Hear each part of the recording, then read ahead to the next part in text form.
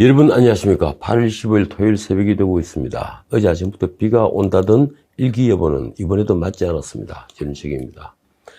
오늘은 광복절이죠. 오늘 광복절 기념사에서 문 대통령은 무슨 말을 할까요? 대북 발언은 아마도 제한적이겠죠. 무슨 말을 해도 김정은이 콧방귀를 낄 테니 말입니다. 대일 발언 역시 마찬가지입니다. 작년 7월 1일 시작된 수출 규제는 아직 풀리지 않았습니다. 한일 관계는 문자 그대로 최악입니다. 강경화 장관은 신경조차 쓰지 않는 것 같습니다. 그녀는 사실상 물 건너간 G7 회의에 초청받기 위해서 그걸 반대한 독일까지 갔다 왔죠. G7 회의는 미국 대선 이후로 미뤄지는 분위기니까 문 대통령은 흥분을 켜고 있지 않나 저는 생각합니다.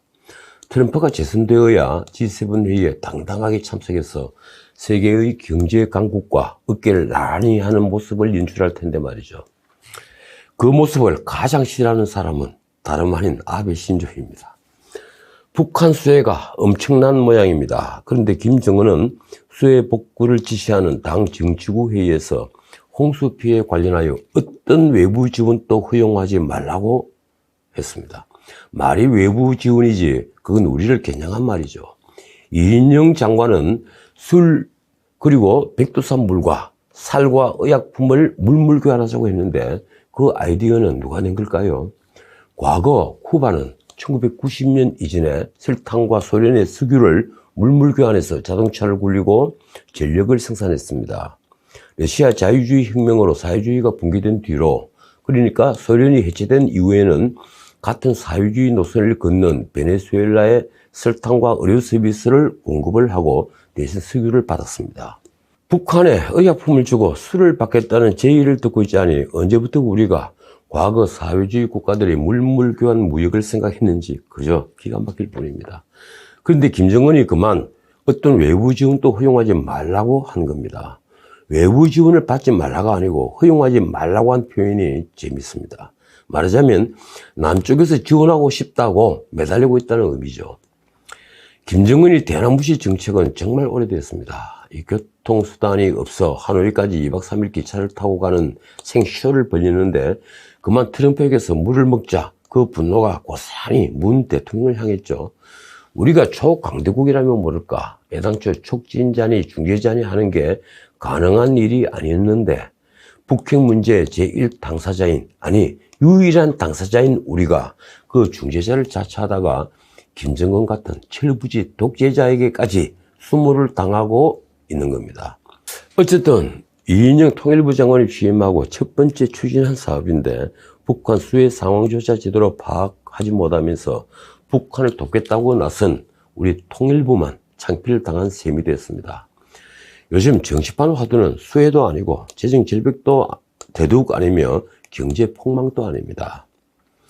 화두는 문 대통령의 레임덕이죠. 사실 총선 전에 대통령의 힘은 절정에 다다릅니다. 아무리 과거처럼 공천에 직접 개입하지 못한다 해도 권력의 눈을 벗어나면 정치 생명은 사실상 끝난다고 봐야 하니까 말입니다. 그런데 총선이 지나자 상황은 완전히 바뀌었죠. 그나마 민심 수습용으로 청와대 비서들 인사도 끝났으니 이제 남은 건 개각뿐입니다. 그래도 장관 자리는 아직 2년 가까이 시간이 있으니 탐낼만 하죠. 문제는 대통령의 지지가 급전직하로 추락하고 있는 겁니다. 어제 발표된 갤럽 여론조사는 대통령 직무 수행을 긍정평가한 국민이 지난주 44%보다 5%포인트나 하락을 한 39%였습니다. 문 대통령 집권 이후 최저치이죠. 거기다 40%가 무너졌습니다. 작년 10월 셋째 주 조국 사태로 40%가 무너져 같은 39%를 기록했죠. 그런데 일주일에 5%포인트면 수직 낙하를 하고 있는 것입니다. 부정평가는 전주 46%에서 무려 7%나 올라 53%에 이릅니다. 당연히 오차 범위를 훨씬 넘어선 수치입니다. 이 소식을 들은 제 친구가 전화로 제게 우스개를 하더군요. 이제 길거리에서 안심하고 문 대통령을 욕을 해도 되겠다. 제게는 그 말이 이 무서운 시대를 함께 살아가는 자조처럼 들렸습니다. 민심이 이처럼 진정되지 않자 청와대는 이번엔 개각을 단행을 할 모양입니다. 그러니 우리 장관들은 권력이 필요로 하면 언제나 목이 달아날 수 있는 자리죠. 이번에 교체 대상을 언론은 박능우 복지부 장관과 정경두 국방부 장관으로 꼽고 있습니다. 하긴 박능우는 감염병 사태 초기에 여러 실언을 해서 도마 위에 오르곤 했죠. 정경두는 군의 기강이 이처럼 해이해진 적이 없었던 점을 감안하면 처음부터 책임자가 아니었던 셈입니다. 어떻든 문 대통령은 지금 레임덕을 막을 남은 한 장의 카드인 개각을 앞당겨서라도 분위기를 바꾸려 합니다. 언론은 만약 개각폭이 확대되면 다음 주로 발표가 늦어질 수 있다고 썼더군요. 그런데 이번 민심 위반의 근원인 집값 파동을 일으킨 김현미나 홍남기는 개각 소문에도 끄떡없습니다. 야당이 공세를 높이고 있지만 그 소리는 너무 미약해서 메아리는커녕 국민들이 알아채지도 못하고 있죠. 민심 위반은 수도권에 두드러집니다. 수도권은 지난 총선에서 여당이 압승하게 한 지역이죠.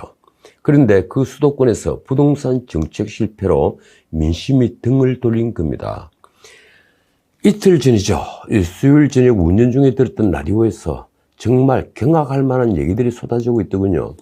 어느 종교가 설립한 대학의 교수란 자가 방송에 나와서 정부 여당의 부동산 정책을 옹호하고 있었습니다. 그는 이번 민주당이 밀어붙인 주택임대차 보복과 징벌적 종부세 등을 진행자와 함께 열렬히 지지하고 있었는데요. 그런데 그 이유가 회계의 망치겠습니다. 도저히 대학 교수의 말이라고는, 아니 일반 시민도 할 수 없는 말을 그는 하고 있었던 겁니다. 요지는 이렇습니다. 임대인보다 임차인 숫자가 훨씬 많다. 그러니 임대차 보복은 정당하다. 종부세에 해당하는 국민은 불과 1%다. 그러니 종부세를 많이 받아도 된다. 이게 우리나라 교수의 수준이니 그 대학에 다니는 학생들이 불쌍해 보일 지경입니다. 문제는 권력에 기댄 자들 중에 대다수가 이와 같은 생각을 하고 있다는 것이죠. 지난 총선에서 온갖 논란에도 당당하게 의원 배지를 단 김남국 의원도 이 문제를 구설수에 올랐습니다. 한 달 전에 그가 다주택자들을 두고 여기가 북한이냐라는 말이 나올 정도로 때려잡아야 한다고 한 말 때문입니다. 그는 13일 뒤늦게 말을 바꿨습니다. 민주당이 부동산 정책에서 기업 투자자나 다주택자들을 너무 적으로 규정한 것 같다. 우리도 반성을 해야 한다. 그러면서 기업 투자로 돈 벌려는 분들이 주변의 평범한 사람들이라면서 그런 사람들을 너무 지나치게 투기 세력, 적이라고 막 해버렸던 것 아닌가 라고까지 했더군요. 뒤에 덧붙인 말처럼 전략적 미스가 있었다는 건데, 솔직히 기업 투자로 부동산 시장을 혼란에 빠지게 만든 사람들까지 옹호할 수는 없는 일입니다. 문제는 기업 투자자들을 잡겠다는 정책이 열심히 사는 보통 사람들 잡는 현실입니다. 그런 사람들을 잡자고 평생을 건금전략에서 장만한 집에 노후를 보내고 있는 사람들에게 세금 폭탄을 안겨야 되겠습니까? 그건 그 은퇴 노인들만이 문제가 아니라 우리 중산층들의 마지막 희망을 꺾어버리는 일이 되고 있는 겁니다. 어제 제가 언급한 내용인데 이 통합당이 13일 새 정강정책을 발표했더군요. 말씀드린 대로 기본소득을 새 정강정책 첫 번째 조항에 명시했습니다. 그뿐 아니라 문제의 경제민주화 구현이 떡하니 들어갔습니다. 또 노동개혁 대신에 노동환경 개선이 들어갔더군요. 통합당은 이제 더도 덜도 아닌 포퓰리즘 정당이라는 것을 스스로 자임한 겁니다. 통합당 정강정책 개정 특위가 내놓은 10대 약속이라는 것을 읽어보니 기가 찹니다. 아마 특위위원 자신들도 말 뜻을 제대로 이해하지 못한 게 아닌가 저는 생각합니다. 예를 들면 이렇습니다. 모두에게 열린 기회의 나라. 언뜻 들으면 맞는 말 같죠. 이런 말을 두고 독일 언론인 볼프 슈나이더는 정치인들이 거짓말이라고 했습니다. 모두에게 열린 기회의 나라는 불가능하죠. 그런 나라는 마르크스가 꿈꾼 공산주의 국가일 텐데 역사상 아직 단 한 나라도 없었습니다. 대신 문명국이 지향해야 할 나라는 기회균등의 나라입니다. 우리 헌법 전문에 처음부터 적시되어 있죠. 이와 비슷한 말 장난은 많습니다. 예컨대 경제민주화라는 용어 자체가 베른슈타인이 구상한 사회주의에서 나왔고 독일 산벨노조의 최고 강령이란 걸 알았다면 그걸 보수 야당의 강령에 과연 넣을 수 있을까요? 통합당 특위가 이런 말 장난을 치고 있는 것은 그들이 아직 경험이 부족해서일까요? 아니면 지식이 부족해서일까요? 아니면 김종인의 지시를 받던 겁니까? 더 놀라운 건 젊은이들의 표를 의식해서 기본소득 외에도 비선거 연령을 18세로 하향하겠다고 명시를 한 겁니다. 이건 민주주의에 대한 공부를 조금만 해도 절대 할 수 없는 일이죠. 마찬가지로 국회의원 4연임 금지 조항은 정치권 세대교체를 제도화한다고 하지만 기본적으로 위헌입니다. 아니, 위헌론 이전에 헌법을 조금만 공부해도 절대 할 수 없는 주장입니다. 더 이상 언급할 가치가 없더군요. 마치기 전에 미국 트럼프 문제를 짚어야겠습니다. 이 미국 대선이 코앞인데 트럼프를 포옹한 책이 또 나왔습니다. 이번엔 존 볼턴이 쓴 책보다 파장이 훨씬 더 클 것 같습니다.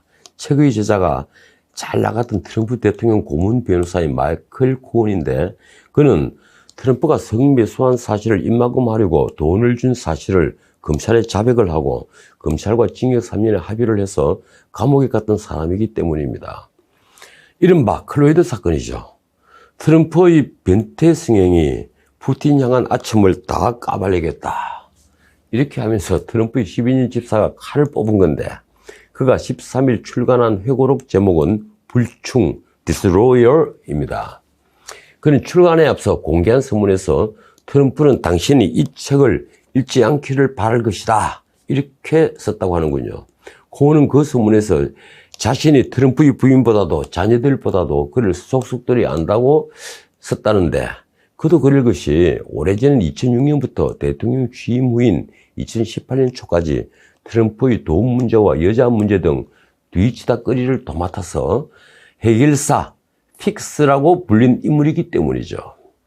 문제는 코언 변호사가 트럼프 대통령이 지난해 뮬러 특검 수사에서 사실상 면죄부를 받은 러시아 대선 개입 스캔들과 관련해 러시아와 대놓고 공모를 했다면서 러시아 대선 개입설을 주장하고 있는 겁니다. 코언은 그는 블라디미르 푸틴 대통령과 그 주변의 부패한 억만장자 재벌들이 관심을 사려고 애썼다면서 트럼프가 러시아의 대선 개입뿐 아니라 모스크바에 부동산 프로젝트를 실현하기 위해 계속 크렘린 주변을 맴돌았다는 얘기를 했습니다. 코언은 내가 그 러시아 실무를 맡았고 트럼프에게 계속 보고를 해서 이 과정을 잘 안다고 주장합니다. 코언이 한 말 중엔 정말 중요한 말이 있습니다. 이렇습니다. 트럼프에겐 수단을 가리지 않고 이기는 것만이 비즈니스 모델이고 삶의 방식이었다. 그는 거짓말쟁이, 사기꾼, 깡패, 인종주의자다. 코언은 또 트럼프는 백악관에서 나오는 순간 감옥에 갈 수밖에 없다는 것을 잘 알고 있다. 그래서 대선에서 패배해도 순순히 백악관에서 나오지 않을 것이다, 이렇게 썼다 합니다. 코언이 뉴욕 교도소에서 책 초고를 쓴다는 사실을 알고 있던 법무부가 책을 쓰지 않고 언론과 접촉하지 말라고 말을 했는데, 코언이 표현의 자유를 들어서 소송을 제기해 승소를 하고 책을 낼 수 있게 되는데, 이 책이 트럼프의 심장을 찌르는 비수가 되고만 것 같습니다. 권력에게 날아드는 비수는 이처럼 때가 없습니다. 오늘은 여기까지입니다. 오늘 격언은 안분자족으로 할까 합니다. 안분자족. 재분수를 하는 건 그만큼 힘든 일입니다. 권력자는 더욱더 그렇죠. 프랑스 재상을 맡아달라는 요청을 끝내 거절했던 블레즈 파스칼은 로얄 수도원에서 안분을 즐겼습니다. 그의 메모를 모은 책 팡세에 나오는 말입니다. 나는 인간을 오래 관찰할수록 내가 기르는 개를 더욱더 사랑하게 된다. 지금까지 전우책이었습니다.